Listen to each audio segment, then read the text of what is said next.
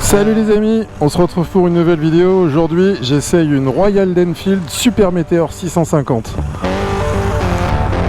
C'est parti.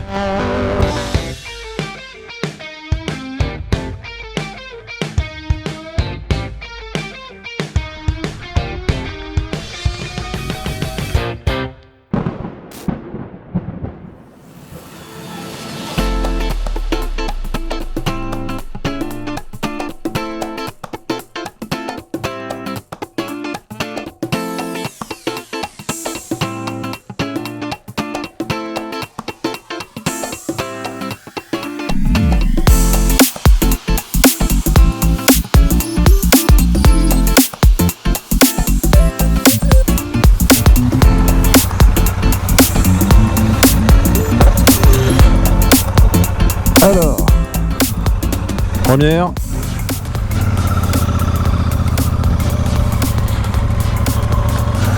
Allez, première sensation.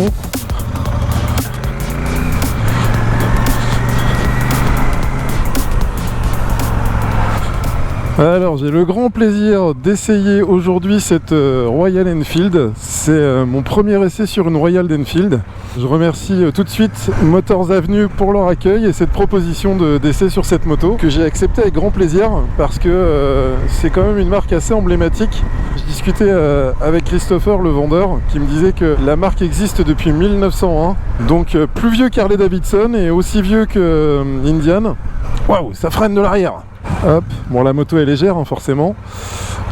On est donc sur un 650 cm3, un bicylindre, refroidissement air-wheel, même chose que sur mon moteur mais avec moins de cylindrée évidemment. Alors comme d'habitude j'ai pas trop regardé les informations techniques du modèle parce que j'aime bien me faire une idée sans être pollué par tout ce qui peut être chiffres. Parfois les sensations c'est pas les chiffres, on n'est pas sur des circuits, on est là pour se faire plaisir en roulant. Et là déjà d'entrée de jeu je trouve que les sensations sont plutôt bonnes. J'ai une sensation de sécurité sur cette moto parce qu'elle freine bien. Je suis bien protégé avec le petit pare-brise devant là.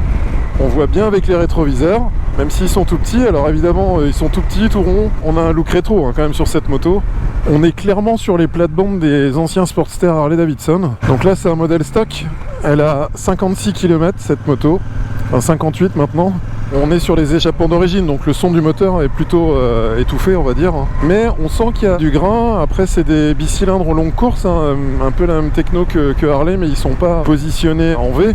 Alors là, je pense jamais aux clignotants parce que sur ma moto j'ai la chance d'avoir les clignotants qui s'éteignent automatiquement. Là il faut que j'appuie. Oh, ça freine bien de l'avant aussi hein. Alors à l'avant c'est une marque entre guillemets générique de Brembo. Donc ça freine et puis elle est couplée à une fourche inversée Showa. Donc c'est de la qualité hein, franchement. Et ça se ressent tout de suite dans la conduite. Et ben je crois que je vais me tenter quand même un petit coup de rocade pour voir ce que ça donne quand on roule à vitesse un peu soutenue. Enfin soutenue, on va y aller tranquille hein, comme d'habitude je vous dis. Je suis pas là pour casser la mécanique. Je vais voir le comportement qu'elle a au niveau aérodynamisme et au niveau protection du pilote. Là la mise en courbe c'est vraiment top quoi.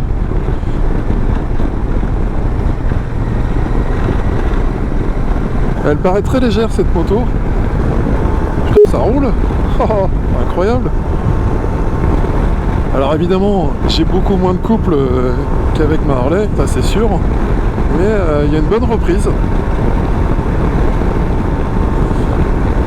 On a un compteur néo-rétro également puisque on a un compteur à aiguille avec quelques indicateurs sur un écran LCD. Là je vais me faire violemment doubler par une Porsche, les amis.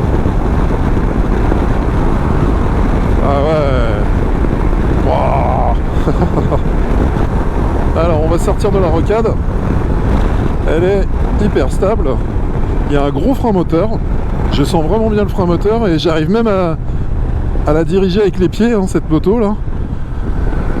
C'est pas mal. Elle est vraiment stable. C'est agréable.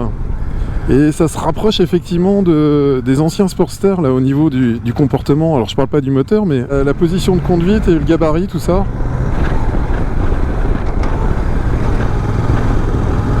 Ah, crevé. Putain, chaud.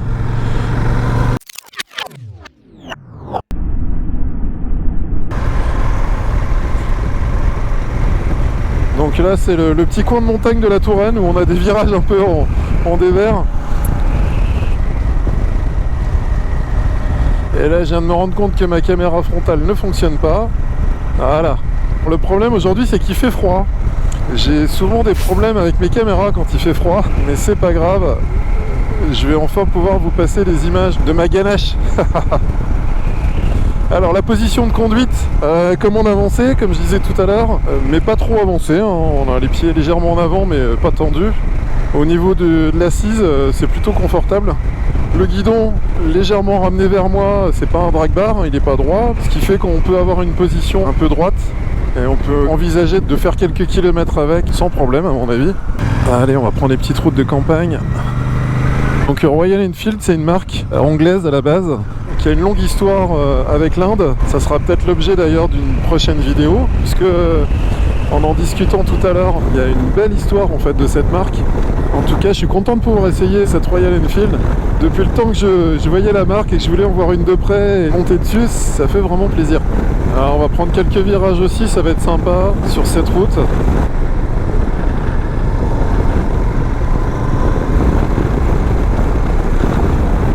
On a un indicateur de rapport engagé là ici, et ça c'est vachement bien. On a l'heure, la jauge essence. Ah là j'ai un petit peu de vent là, mais elle est hyper stable, hein. Ça bouge pas.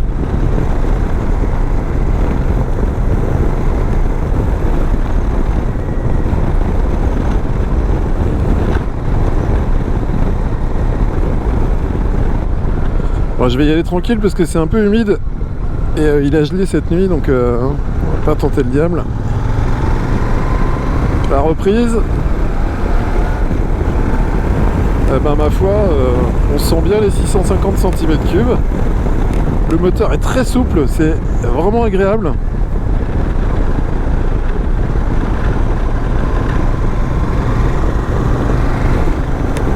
Ah non, c'est sympa, hein. Franchement, elle a une belle mise en angle, elle est précise, elle est réactive.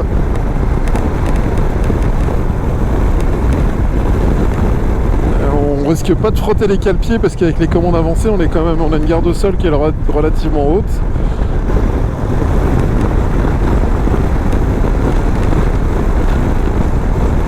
Ah, la suspension agréable aussi là. Alors là on est quand même sur du basique, hein. Il n'y a pas d'assistance électronique ici. Et il y a quand même, si je dis une bêtise, il y a une assistance électronique, mais pour le pilote. Si j'écarte un petit peu ma caméra là, ici, vous voyez, il y a un petit écran là, avec l'heure actuellement. Et bien ce petit écran c'est un GPS. Et ça c'est bien vu je trouve. Donc ça prouve aussi le caractère voyageur de cette moto. Ils ont pensé à intégrer un GPS dessus. Donc là je me prends des dodanes là. Ouais, elle est ferme quand même la suspension. À la preuve, ma caméra bouge.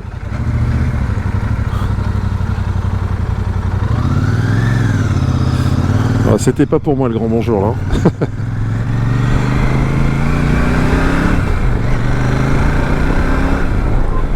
Ah, mais le petit bruit sympa aussi. Bon, vous l'entendrez pas parce que j'ai pas l'équipement qu'il faut pour pouvoir vous faire écouter le bruit du moteur en roulant, mais le bruit est sympa.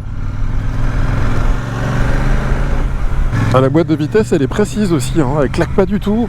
Franchement moi j'avais un petit a priori par rapport à cette marque, je pensais un peu low cost au vu des tarifs, hein, parce que j'ai pas regardé le tarif de celle-ci, mais on est de toute façon bien en dessous de 10 000 euros. Celle-ci c'est la full option. Je vous donnerai le tarif sur l'écran là. On est sur des tarifs qui sont plutôt intéressants par rapport à la concurrence, et je m'attendais à quelque chose d'un peu plus low cost. Et là vous voyez il y a même l'estampille Showa, hein, sur la fourche. Toutes ces parties-là qui semblent être du plastique, en fait, c'est de l'aluminium. Là, les commodos, c'est de l'aluminium. Les poignées, les chromes, c'est des vrais chromes. Par exemple, vous voyez ici, c'est une bicolore, celle-ci, hein, donc c'est le modèle haut de gamme. Elle est en bicolore avec un liseré. Tout ça, c'est fait à la main, chez Royal Enfield. C'est plutôt pas mal, hein.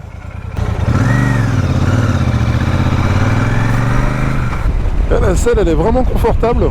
Moi, j'ai l'habitude d'avoir le dos un peu plus porté, parce que ma selle est très creusée. Donc au départ j'ai l'impression d'être tout nu un peu derrière, mais là en roulant quelques dizaines de minutes avec, là on s'habitue bien et elle est vraiment confortable. Là je peux me caler, si je veux avancer un peu mes pieds, je cale mes talons là, et j'ai une position un petit peu plus allongée. Le rêve pour moi, ça serait d'avoir un guidon un peu plus relevé comme ça là. J'aime trop avoir les bras en l'air.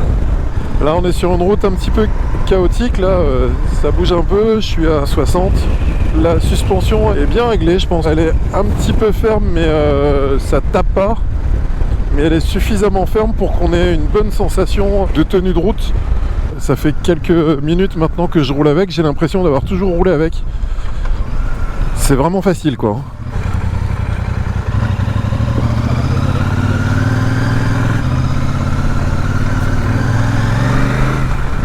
Alors au niveau du couple là, bon là je suis en seconde. On va essayer de monter la troisième. Ouais, quatrième.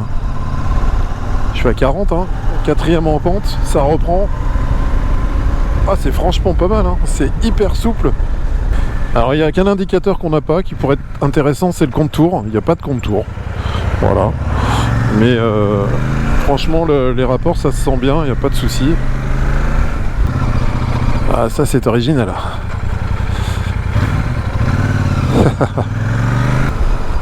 Tac.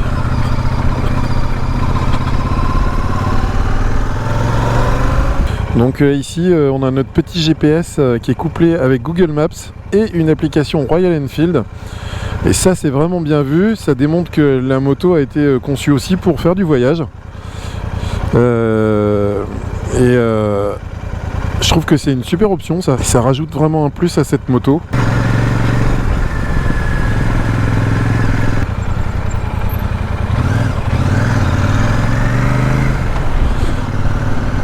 Je t'ai vu à gauche là. Elle a déboulé comme une malade.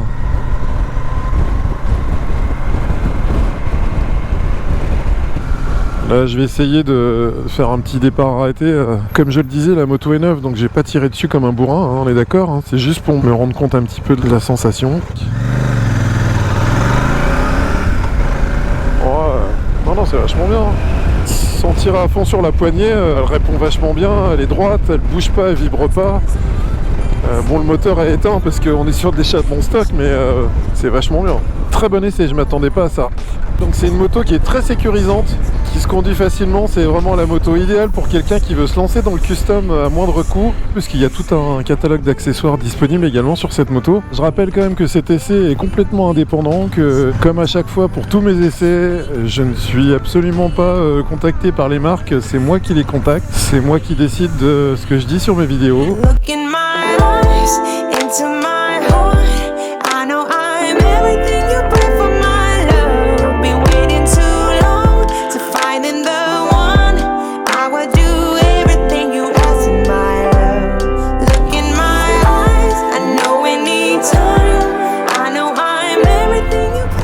Allez, on se retrouve bientôt pour une prochaine vidéo. En attendant, je vous souhaite une excellente fin de journée, un bon week-end, une bonne semaine, et puis on se dit à très bientôt. Allez, ciao.